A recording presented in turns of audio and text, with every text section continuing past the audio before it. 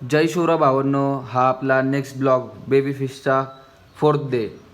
आज सकाळी उठल्या आज इतकं भारी गार वातावरण झालं, कूलरची गार हवा यायला लागली. त्याच्यामुळे बाहेर बघितलं तर पाऊस चालू होता. Full danger scene. आज सकाळी सकाळी पाऊस कस काय आला काय माहित. फुल भारी थंड वातावरण झालं. आता सगळ्या रोडला पाणी पाणी पाणी पाणी झाले. तर भावांनो, आपली गाडी आहे वॅगनर. त्याच्या साईडला आपलं गेट आहे, आपलं रोजच्या ब्लॉकचं. ते तुम्ही बघत असताना ब्लॅक कलरचं गेट, माशाचं ते जायचं. आज मासे खूप एन्जॉय करत होते, फुल खुश होते. आज मासे बघा कसे पावसात खेळू राहिले मासे डायरेक्ट पाण्यामध्ये. पिल्लांचा 4th डे. पिल्लं बी भारी चांगले ग्रो होऊ राहिलेत. आता बघा किती भारी खेळू राहिले. इकडून तिकडं एका पाठीमागं एक पळतात, खातात पितात, एन्जॉय करतात. ते पण त्यांची लाईफ. त्यांचं पाणी पण आता लई घाण झालं, ते पण साफ करून टाकतो ब्लॉक झाल्यानंतर.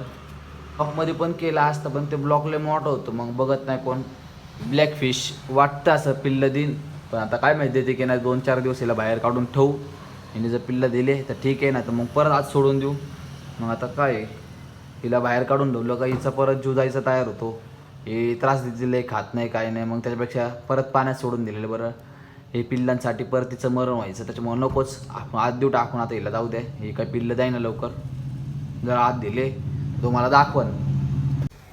बघा किती पाणी स्वच्छ वगैरे, किती बारीक क्यूट मासे दिसू राहिले, किती मजा करू राहिले. खायला टाकले ते कसे खाऊ वगैरे राहिले. सगळे हेल्दी आपले फिश.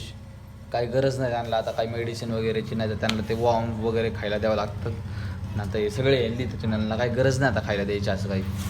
ब्लॉगमध्ये बोललो होतो मी तुम्हाला सेटअप दाखवून. अगं हा सेटअप आहे. हे सेटअपला कसं म्हणजे कसं, ती ग्रीन कलरची मॅट टाकल्यानंतर आहे ना, ती जाळी त्याच्यावरती फिश राहते. त्या खाली जर पिल्लं जर तिला दिले, त्या जाळीच्या खाली जातं म्हणजे ते पिल्लं खाता येतं तिला. ते पिल्लं खालीच राहतात नाही का, मग ती माशी खात नाही पिल्लं लय. असलं डेंजर पावसाचं वातावरण झालं आहे, त्याच्यामुळे आज त्या कांबळाच्या वरती ते परची टावा लागन. त्या दुसऱ्या बेबी फिशच्या जे बेबी टाकलेले त्याच्यावर बी टाकावं लागन परची. आणि परत अलीकडं ते आपण सेटअप केला त्याच्यासाठी पण आपल्याला त्याच्यावर परची टाकावं लागेल. कारण की आज लय पावसाचं वातावरण झालं. उगं पाऊस वगैरे आला जास्त तर पाणी ओव्हरफ्लो व्हायचं, एखादं पिल्लू बाहेर यायचं किंवा मग मासे बाहेर पडायचे पॉटमधून, असं काही नको आहे. त्याच्यामुळे आपण परशी टाकू. आता इथून चाललो, आता घरात जातो. आणि टाटा बाय बाय. सबस्क्राईब करायला विसरू नका.